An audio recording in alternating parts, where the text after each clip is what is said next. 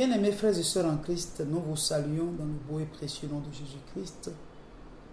Et nous prions le Christ afin qu'il vous fortifie au travers de cette épreuve que le monde entier est en train de connaître et qui aujourd'hui est en train d'amener l'Église à être comme dispersée, alors que l'Église n'est pas dispersée. Bien mes frères, je nous encourage à garder la flamme de la foi et à laisser le Saint-Esprit conduire chacun de vous en ce moment d'épreuve. Comme je vous le disais sur mon premier message, je voudrais juste nous demander de combattre le bon combat.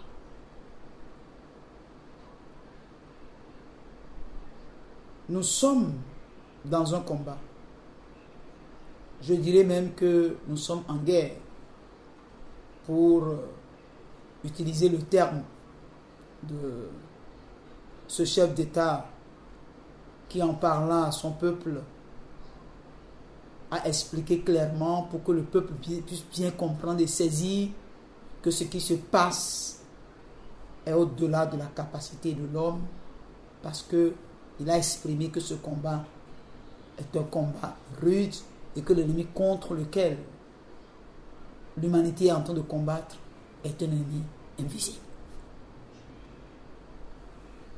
Et je voudrais relire le livre de 2 Corinthiens, chapitre 10, que nous avions lu la dernière fois,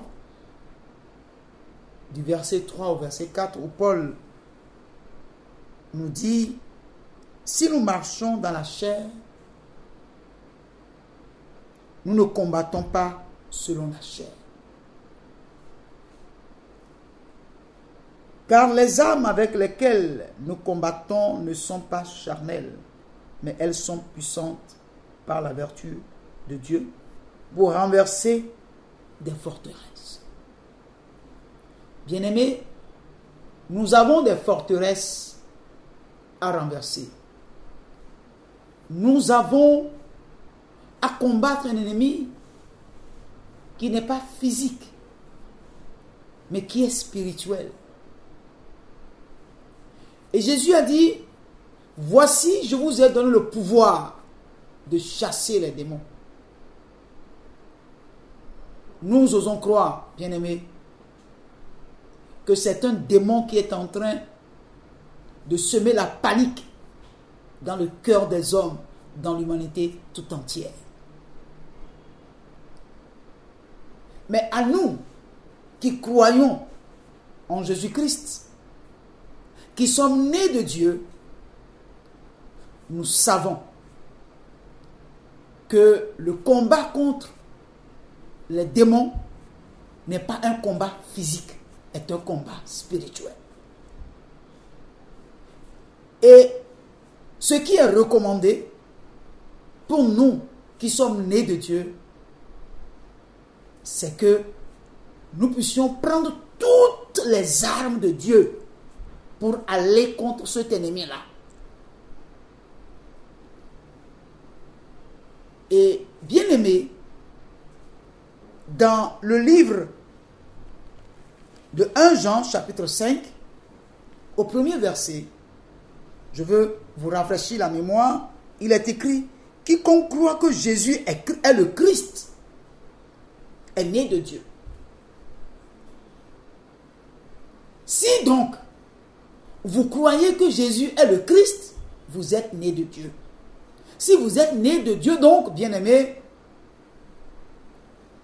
ce n'est qu'avec les armes de Dieu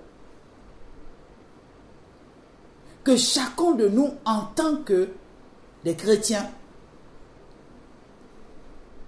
nous allons pouvoir vaincre cet ennemi-là. Et plus loin, au verset 4, il est écrit: parce que tout ce qui est né de Dieu triomphe du monde. Si donc, bien-aimés, nous avons reconnu que Jésus est le Christ, la Bible déclare que nous sommes nés de Dieu. Et il est dit que tout ce qui est né de Dieu triomphe du monde. Alors, chers frères et sœurs en Christ, nous sommes donc des triomphateurs à cause de ce que nous sommes nés de Dieu. Alors, pourquoi devons-nous avoir peur? Pourquoi devons-nous être inquiets? Pourquoi sommes-nous ici angoissés? Nous n'avons pas de raison de laisser l'angoisse régner dans nos cœurs. Non. Si nous sommes nés de Dieu, nous sommes des triomphateurs. Nous avons triomphé de ce monde. Nous triompherons de cet ennemi qui crée la panique partout. Goliath avait créé la panique en Israël. Tous les Israélites avaient peur. Toute l'armée d'Israël avait peur. Même le roi Saül avait peur. Mais voyez-vous, David a dit, moi j'irai combattre cet ennemi. J'irai le combattre. Pourquoi? Parce que David avait confiance en Dieu. Il savait que ce n'est qu'avec Dieu qu'on peut triompher de tout ennemi. Je voudrais nous inviter à nous armer de courage, à garder la foi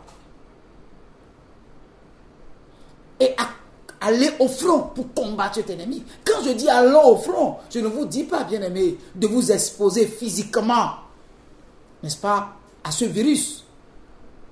Au contraire, je nous exhorte à pouvoir faire les choses telles que nos autorités sanitaires nous l'ont indiqué. On nous parle d'un certain nombre de choses que nous devons faire. On nous demande de rester chez nous. Oui, bien-aimés, nous allons rester chez nous, mais nous n'allons pas rester tranquilles. Nous devons élever la voix, prier, invoquer le nom de Dieu et nous attendre à voir le résultat sur le terrain. Prier pour demander à Dieu de révéler à des hommes, n'est-ce pas, le secret de cet ennemi-là, pour qu'ils trouvent une solution qui pourra permettre à ce que et ceux qui croient et ceux qui ne croient pas surtout puissent être à l'abri, n'est-ce pas, de tout danger. Bien-aimés, plus loin, il nous dit, et la victoire qui triomphe du monde, c'est notre foi. Donc c'est avec notre foi que nous allons gagner. C'est pour cette raison, bien-aimés, nous ne devons pas douter de cette arme puissante qu'est la foi que Dieu nous a donnée. Nous devons comprendre que c'est la foi qui nous permet de déplacer les montagnes, de soulever les montagnes. Bien-aimés, je nous exhorte à garder la foi et à combattre dans la foi. Job va dire, ce que je crains, c'est ce qui m'arrive. Pourquoi crains-tu? La Bible n'a-t-elle pas dit de ne pas craindre que la frayeur ne s'approchera pas de ta tente, de ne pas craindre les flèches qui volent de nuit? La parole de Dieu l'a dit. Mais c'est la foi qui nous permet de nous approprier de ces promesses et de les voir s'accomplir dans nos vies, de les voir s'accomplir sur nos familles. Bien-aimés, je voudrais partager avec vous la parole de Dieu dans le livre d'Ésaïe, chapitre 30, au verset 15, où il est écrit, « Car ainsi a parlé le Seigneur, l'Éternel, le Saint d'Israël. C'est dans la tranquillité et le repos que sera votre salut. » C'est une parole forte. C'est une parole d'encouragement. C'est dans la tranquillité et le repos que sera votre salut. Vous devez être tranquille. Vous devez vous calmer et cesser de vous affoler et cesser de crier. Vous avez besoin de faire confiance à Dieu. Si des gens, comme ces présidents, ont dit qu'ils ont fait tout ce qui est en leur pouvoir et que maintenant ils ne peuvent que s'attendre à Dieu, et toi qui connais Dieu, toi qui es né de Dieu, pourquoi ne pas garder le silence? Pourquoi ne pas rester tranquille? Puisque lui-même il a dit, c'est dans la tranquillité et le repos que sera votre salut. Notre salut est dans la main de Dieu. Oui, notre Dieu est capable de nous délivrer de cet ennemi. Il est capable de nous protéger. Il est capable de nous soutenir. Il est capable de nous fortifier. Il est écrit, Christ en vous, l'espérance de la gloire. Aussi longtemps que Christ demeurera en nous, aussi longtemps que nous serons attachés à Christ, nous ne pouvons qu'espérer la gloire. Il n'y a pas de désespoir pour ceux qui ont en eux Christ, parce que Christ en nous triomphe toujours. Bien-aimés frères, plus loin il dit, c'est dans le calme et la confiance que sera votre force. C'est dans le calme et la confiance que sera votre force. Bien-aimés, calmons-nous. Calme-toi, ma soeur. Calme-toi, mon frère. Dieu est au contrôle.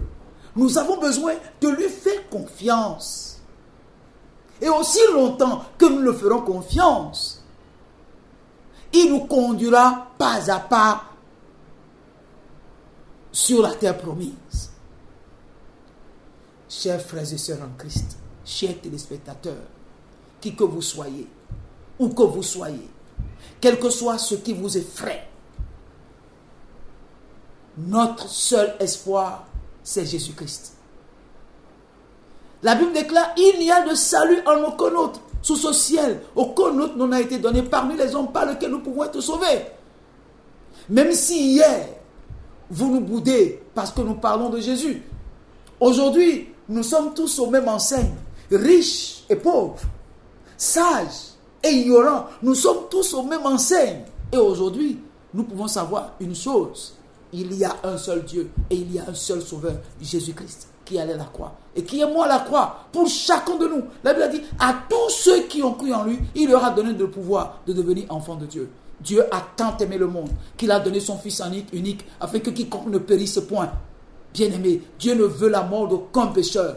Dieu ne veut que qu'un périsse, mais il veut simplement que nous tournons nos regards vers lui et que nous puissions comprendre que c'est lui le sauveur de l'humanité. Il n'y a de salut en aucun autre. Chers téléspectateurs, chers frères et sœurs en Christ, je voudrais vous dire, oui, vous ne vous êtes pas trompés en donnant votre vie à Jésus. Et vous ne vous tromperez pas, vous qui n'avez pas encore donné votre vie à Jésus, de le lui donner. Parce que c'est lui le sauveur de l'humanité. Et il peut nous sauver. Oui, il nous sauve de cette situation catastrophique. Oui, il nous sauve. Il sauve le Bénin. Il sauve cette nation. Il sauve l'humanité. Bien-aimés, il est en train de frapper à la porte de votre cœur, vous qui ne lui avez pas encore donné votre vie. Il dit, si quelqu'un entend ma voix et m'ouvre la porte, j'entrerai chez lui, je souperai avec lui et lui avec moi. Aujourd'hui est votre jour de salut. Oui, vous attendez la découverte d'un vaccin. Je prie pour que ce vaccin puisse arriver. Vous attendez, n'est-ce pas, la découverte d'un médicament. Je prie pour que ce médicament puisse arriver. Mais pour le moment, je vous dis, vous avez besoin de mettre votre confiance en Dieu. Les médecins soignent, mais c'est Dieu qui guérit. Et le vrai guérisseur, c'est Jésus-Christ. Bien-aimés, je vous aime très fort. Et je crois que le Seigneur est en train de frapper la porte du cœur de chacun de vous et vous dise, venez à moi, vous tous qui êtes fatigués et chargés. Cette affaire de coronavirus nous fatigue. Nous sommes tous fatigués. Nous avons besoin de venir à Dieu. Venez à lui et déposez à ses pieds votre fardeau et il vous délivrera. Soyez bénis chez vous. Au nom de Jésus-Christ.